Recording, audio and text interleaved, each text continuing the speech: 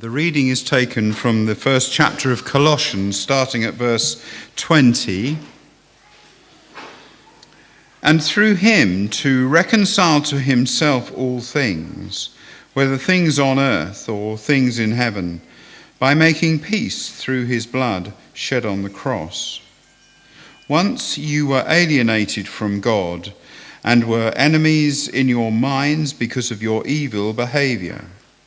But now he has reconciled you by Christ's physical body through death to present you holy in his sight, without blemish and free from accusation. If you continue in your faith, established and firm, not moved from the hope held out in the gospel, this is the gospel that you heard and that has been proclaimed to every creature under heaven, and of which I, Paul, have become a servant. This is the word of the Lord.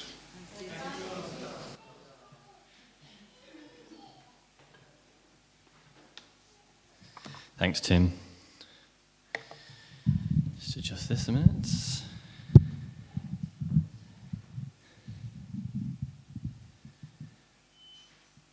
Good. It's very peaceful in here all of a sudden, isn't it? Okay, so we're looking this morning at Jesus as our reconciler. We've been doing a series, as you know, about Jesus is, and today is on reconciliation. Now, Good Housekeeping magazine, I'm an avid reader, as I know the rest of you probably are as well, have recently released their apparent top 10 most wanted kids' toys for Christmas this year. I can tell you're very excited by this. So if you've not chosen your gifts yet, here are some tips for your children or your grandchildren or your godchildren, but not for me, thanks. So this is the top 10. Okay, so number 1 is a Loom Band friendship kit. Number 2 is a Nerf demolisher gun. Do you know what one of those is, George? Sort of, yeah. Number 3 is a Disney Frozen ice skating doll. Number 4 is a Techstar T-Rex. Number 5 is Lego City Arctic Base Camp, which sounds kind of cool. Number 6 is the My Friend Kayla doll. I'm sure that that's on top of everyone's list. Number 7 is a KiddyZoom VTech smartwatch. Number 8 is a Transformer Mega One-Step Bumblebee. Whatever that is. Oh, hello. That's a car, is it? Ziggy's getting one of those. Is your mum getting you one of those for Christmas? That's good. Oh, no. Just an orange. And number 9 is a Barbie colour change bag. And number 10 is a Lego spaceship. Now, hands up, who knows any of these things? A few of you. Well, I knew about 3. That shows my age, I think. And I can assure you my kids are getting none of that off that list. They're getting a Satsuma and a lump of coal. Isn't that right? I mean, oh, bless. Have you not seen my kids? Anyway, in my eyes, it's quite sad that the second most wanted thing that children are asking for Christmas is a gun, is a weapon, is something that symbolises warfare and disunity. And that also you'd be fleeced a princely £45 for the privilege. If I ask you here in this room, or maybe ask the people out in the community as well, what is the one thing you most want for Christmas? Not superficially, but truly wanted. I wonder if it would be an iPhone 6 maybe, or an ice skating doll, or even a body sculpture power toner, which I discovered is a real thing and is on top of my list this year. You want one of those? No. I don't need one, George, thank you. Oh, you get Transformers DVD? Wow. Anyway, would it be one of these things that we want? Or would it actually be something deeper than that? Would it be to be loved, to find hope, to have provision for the future, to have a deep-rooted peace in our hearts, to be happy, to have fun, to have restored relationships, to feel safe and secure for you and your family? Are these not the things that really matter, not just at Christmas, but all year round? But so often we struggle to find, no matter how much money we kind of throw at stuff. Well, the good news for today, and for us in this room, and for the whole of Twerton and Bath and beyond, is that God's mission started and completed in Jesus, has opened up a way for us to receive these things, to receive life, to receive love, to receive community, and to receive the things that we long for in our hearts. And what is God's mission? What is it that God has called us to do and that God himself is doing? Well, it's this thing that we're looking at today, reconciliation. Reconciliation. This is what is at the heart of the gospel message. A mission to heal and to reconnect people and to reconcile people with each other and with God himself. I hope this will work. If not, can you scroll down? Okay. Theologian Alan Kreider says that God's mission is to make all things new. Humans with God, humans with other humans, and humans with creation. God's project is shalom, an all-comprehending wholeness. You see, as Paul writes in today's passage from Colossians, God was pleased to have all his fullness dwell in him, Jesus, and through him, Jesus, to reconcile to himself all things, whether things on earth or things in heaven. God's mission is reconciliation, and this is achieved through and because and in Jesus, our reconciler. And this, trust me, is an exciting, life-giving promise, not only for a few of us now, here on earth, but for eternity. And over the next few minutes, we're just going to explore the reasons why this is such an exciting piece of news and look at the importance of reconciliation in our own lives today. If we haven't done that in the next 20 minutes, you feel free to stone me for heresy or something. Or boredom, either. So, before we go any further, reconciliation. It's kind of a funny word. I don't know how many of you use reconciliation as a word on a daily basis. I certainly don't. And I think outside of Christian circles, it's maybe not a word that we come across a huge amount. Well, the dictionary describes reconciliation as being to win over to friendliness, or to settle disputes, or to restore harmony. The word reconcile itself, if Kate can click down next. The word reconcile itself comes from the Greek words, here we go, apokatallasso, which can be broken down into two parts. One, apo, meaning to finish or to complete, and katallasso, meaning to exchange hostility for a friendly relationship. That's what the words reconciliation means. So when we talk about reconciliation, we are talking about a restoration of something which is broken, to be made whole and to be brought back into a relationship where previously a relationship has been broken or there has been separation or hostility. Does this make sense? Reconciliation. So what is the good news? What is it that we here in this room today have been reconciled from and how? Well, as we all know, Jesus is always the answer, isn't he? Yeah, good answer. Always the answer. But how is Jesus the answer when it comes to reconciliation? Thanks, Thomas. Supposed to start on a punchline, I think. Well, let's look at today's reading from Colossians. Paul, writing in his letter to Colossians, says in verse 21, "Once you were alienated from God and were enemies in your minds because of your evil behavior." Paul uses strong words here, alienation, which means to be estranged from, to be on the outside, to be separated from or belonging to another. And he uses the word enemies, which implies being hostile, hating, against something. What Paul is saying is that due to the fall of creation at the beginning of time, sin entered the world and distorted everything. And that separated the world in its entirety from its creator, God. Furthermore, due to the loving nature of free will, the Colossians, in this case, and us as well, in this room and in this world today, have a choice. We can choose to live for God, to be a disciple, to be in Christ, or we can choose to turn our backs and walk our own way, living for ourselves. When we choose to live outside of God, we subsequently are choosing alienation. We are choosing separation. We're choosing, as Paul says here, to be an enemy of God. Not because God doesn't love us, but because we have chosen to walk that way. Now that is the bad news, but the good news, and it really is good, is found in the next verse, in verse 22, where Paul writes, "But now he, God has reconciled you by Christ's physical body through death to present you holy in his sight, without blemish and free from accusation. If you go back to the alienation from God, there are two issues. One was to do with the sin and fallen nature that entered into creation through the actions of Adam and Eve right at the start of the Genesis account. And the other is to do with our humankind's ongoing choices to either live in Christ or choose to live outside of Christ. The great news that Paul is writing here in Colossians is that God has reconciled us through Jesus. Not just some of us, not just kind of us in this corner or you in that corner, but all of us. In fact, not just humans, but the whole of creation. How has he done this?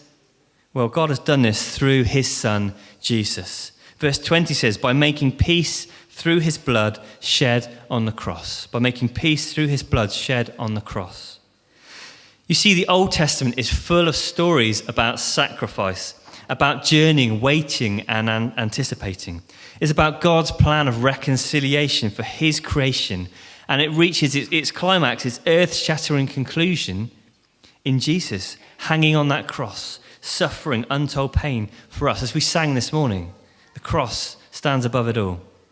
Our sin had separated us from God.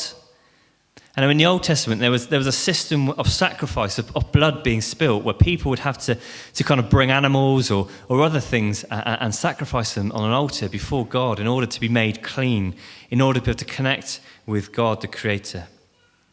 Thing is, this wasn't just a one-off sacrifice. It was a sacrifice that happened time and again. There was a lot of pigeons they got through in the Old Testament. Jesus, God's own Son, took the sins of the world upon himself, the ultimate and everlasting sacrifice that did away with that old system of killing pigeons and meant that all things could be reconciled, restored, live in harmony with God. And I want to put to you this morning that is exciting. Paul, in his letter to the church in Rome, says this, there we are. You see, at just the right time, when we were still powerless, Christ died for the ungodly. Very rarely will anyone die for a righteous man, though for a good man someone might possibly dare to die. But God demonstrates his own love for us in this, that while we were still sinners, Christ died for us. While we were still sinners, Christ died for us. The exciting thing, which I alluded to earlier, is that reconciliation is not just for now, but it's for eternity. You see, the fall in Genesis distorted the whole of the created order. It wasn't just kind of us that it affected the whole of creation. But Jesus has reconciled all things through the cross. Jesus, through his death and resurrection, has overcome sin in all its forms. Done, once and for all. And Jesus is now reshaping how we live our lives. For those who are in Christ, he's shaping how we live our lives. Romans 12 says that when we become a Christian and choose to live in Christ, we're transformed by the renewing of our minds. And I've said this time and time again, when we get a new mind, we get a new way of thinking, and that influences how we live. A new mind, a new way of thinking, a new way of living. And reconciliation will be fully complete in Jesus when he comes again. We who are in Christ will be presented holy in the sight of God, without blemish and free from accusation. How amazing is that? Before God, the creator of the world, no matter what we've done or who we are or what we think we've done, we'll be presented by Jesus to God clean, pure and forgiven. And this is the promise that we have if we choose to live in Christ. Furthermore, Jesus' reconciling work on the cross means that not only humankind can be restored, as I've already said, but also the whole of creation.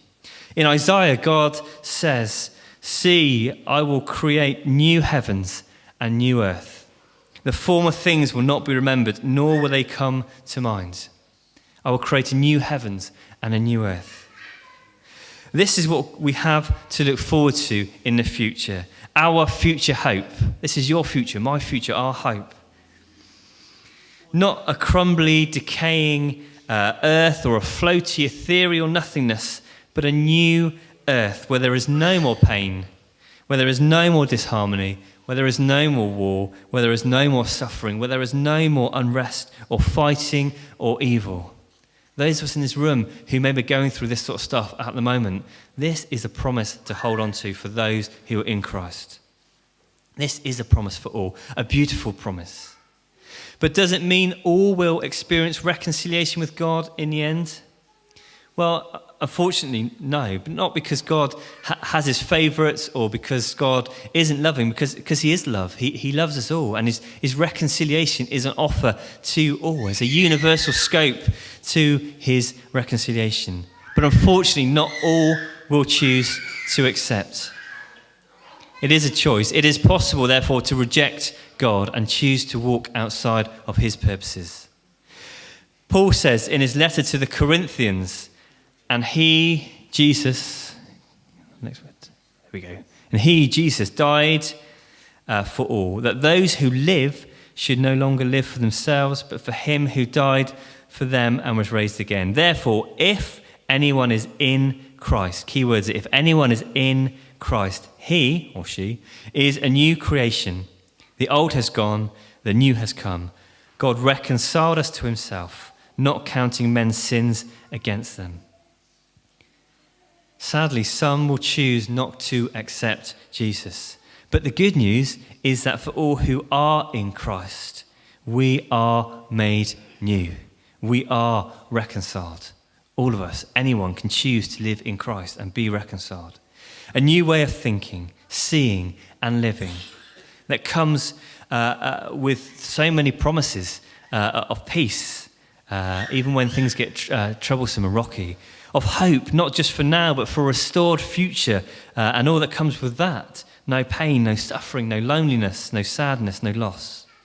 Connection to a family and a community, the church, the unconditional love of a perfect Father, healing, and a knowledge that we are all made in God's image. This is the promise that we get through reconciliation with God in Christ. Now, I don't know about you, but to me, that sounds pretty awesome. And this is what Jesus has opened up for us through his reconciling act of love on the cross. So, what does this message of reconciliation mean for us today, here in this room, at the heart of this community? Well, for starters, can I encourage us all to choose to live in Christ? We have amazing promises if we live in Christ. Let's choose to be people that live in Christ. Let's choose to commit to being a disciple of Jesus, the life giver, to choose life and reconciliation rather than alienation and separation. Naturally, this will mean we live differently because Jesus will become our heartbeat. You see, we are all made in God's image. Did you know that? All of us. All the different flavours that we are and we bring into this room and to this community, all made in God's image. But not only everyone in this room, but everyone in this community and across Bath and across the world, we are all made in God's image. Genesis tells us we are made in God's image. And what does that mean? Well, that means we are like a mirror that reflects God and who God is. Hands up here who thinks themselves as a mirror. No one. Hands up here who looks in the mirror. Nathan, yeah, good. Anyway, we are like mirrors. We reflect who God is. That's what it means to be made in God's image. A mirror, someone who reflects who God is. We radiate love. We radiate hope. We radiate compassion. And above all, we radiate reconciliation. We are made in God's image. For those who are currently not living in Christ, they too are made in God's image. But maybe they currently don't know that or grasp that. And perhaps they become a distorted mirror that doesn't reflect properly. Our calling as mirrors of God, as imitators of Christ, is to show those who are currently separated and alienated that they too are made in God's image and that they too can be reconciled into a life in Christ. Paul says in 2 Corinthians, God, through Christ, gave us a ministry of reconciliation. and he has committed to us the message of reconciliation. We are therefore Christ's ambassadors. You, me, all of us, Christ's ambassadors. In other words, we who have accepted and live out our reconciliation with God are also to be ambassadors or messengers to help a distorted world see for themselves the truth that they are made in God's image and that they can receive life-giving reconciliation for themselves. We who are in Christ, the church, are to join in with God's mission of reconciliation. So what does this mean for us? How do we go about being reconcilers? How do you be a reconciler in your week, this week? Well, Jim helpfully lent me a great book this week called Reconcile. And the guy that wrote that, John Paul Lederach, says this. Hopefully the quote will come up. God's example through Jesus is to move towards human troubles and choose to live in the messiness so that God's reconciling love can be made known. That's what Jesus does. You know, we come up to Christmas and we celebrate the birth of Jesus. The message talks about Jesus kind of becoming like us and moving into our neighborhood. Well, this is what he does. He chooses to come towards people and meet them in their messiness to bring reconciliation and love. Theologian Alan Kreider says, the missional God sends all Christians, all of us, to be agents of God's mission. Now, God may send some people to the other side of the world, but he sends all of us into our own lives of work, our own lives of leisure, and our own lives of community. And Jesus says, love your neighbour. So how do we respond to this? Well, we begin with where we are. Our families, our neighbours, those in our church community who we have maybe fallen out of relationship with, those mums maybe at the school gate who wind us up, the alienated homeless or drunk on the high street, the family on the corner who maybe are abused or looked down on because of their nationality or religious preference, the hungry in our community, the children who have to endure horrendous home lives, the parents who can't cope. We begin with where we are. Jesus came to be in our messiness. We too are called to be reconcilers, to walk and meet people in their messiness. We start with where we are. And what can we do? I mean, we're not all social workers. We're not all peace negotiators. We haven't had years of training to deal with people in their messiness. Well, no, we haven't. But we can be people of compassion. We can all be people of compassion. John Paul Lederach says again, to reconcile begins with compassion. To reconcile begins with compassion. To be reconcilers, we must live into compassion. God has shown us, all of us, individually in this room, huge, enormous, gigantic amounts of compassion. We have already seen this through the cross. Us, with all our messiness, freed and given an everlasting hope. Me, no matter what I've done, reconciled, loved, set free because of the cross. As we, the church, those who are in Christ, are sent out to continue God's mission. And that's what the church is. The church, the word for church, ecclesia, basically means a gathering of people around Jesus sent out. Do you know that? It's not about a building necessarily. It's about a gathered group of people around Jesus sent out. And what we're sent out to do, we're sent out to be God's missionaries, to live out the mission of God. And what is God's mission? We said at the start, to reconcile, to bring reconciliation. So as a church, we must always start the mission, our mission of work, with compassion. Okay, we must start our mission of work with compassion. Paul writes again in Corinthians, for Christ's love compels us. For Christ's love compels us. As we respond to what God has done for us through Jesus, we can't do anything other than be compelled to respond, to share the good news of reconciliation by loving our neighbour with compassion. God has loved us so much that surely all we can do in response is to love him and love our neighbours back. Furthermore, Jesus not only taught us to love our neighbour, but he also modelled it. He looked beyond the broken exterior of people and he noticed the humanity within everyone. Be it the cheating tax collector, the leper, the woman caught in adultery, the sick woman who touched his garment when in the crowd, the possessed, the weak, the vulnerable, the children. Jesus looked beyond the external, the things that maybe seemed dirty or annoyed him or kind of got in the way. And instead, he noticed a spark within everyone. And what is that spark? Well, that spark reveals that we are all made in the image of God. You see, we all have something of God inside of us. All of us. No matter who we think we are, we have something of that spark of God inside of us. Everybody does. And that's what Jesus did. He reached out with compassion and he noticed that spark in everyone. Not just the good people, not just the wealthy people, not just the people that had it all together, but every single person. Compassion starts with the simple act of seeing someone as a person. And this is what reconciliation is about. This is what Jesus did for us. And it's a challenge to me and to all of us who are in Christ in how we live and how we respond to others. 1 John, this is one of my favourite verses, it's a challenge though as well. 1 John 3, 16 to 18 says this. This is how we know what love is. Jesus Christ laid down his life for us. This is how we know what love is. Jesus Christ laid down his life for us. And we ought to lay down our lives for our brothers. If anyone has material possessions and sees his brother in need but has no pity on him, how can the love of God be in him?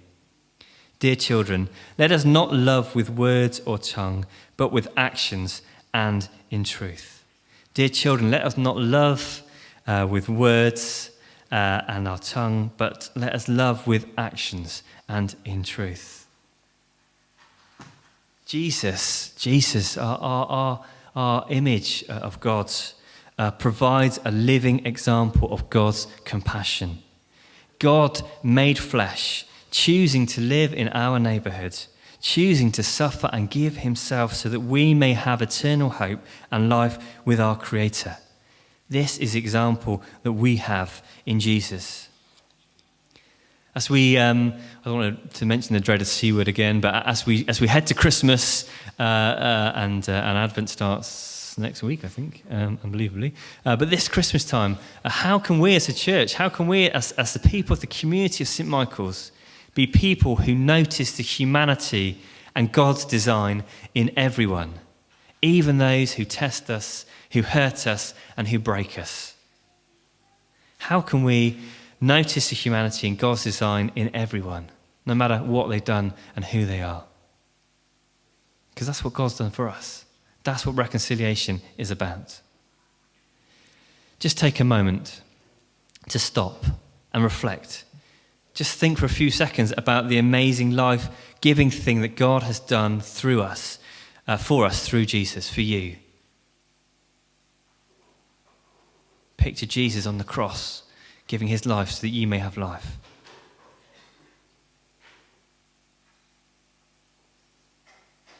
Now, just take a moment to think about those in your life who maybe you need to be reconciled with, and ask God to come into those situations.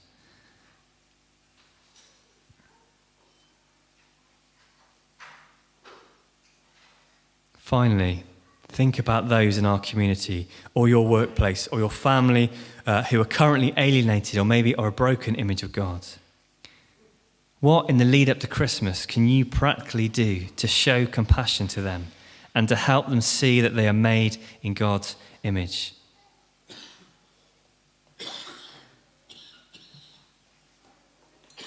It might be that as you reflect on that, that's something that you maybe want to write down later on and make a commitment to practically do something to show compassion to somebody this year who needs to know that they are made in God's image.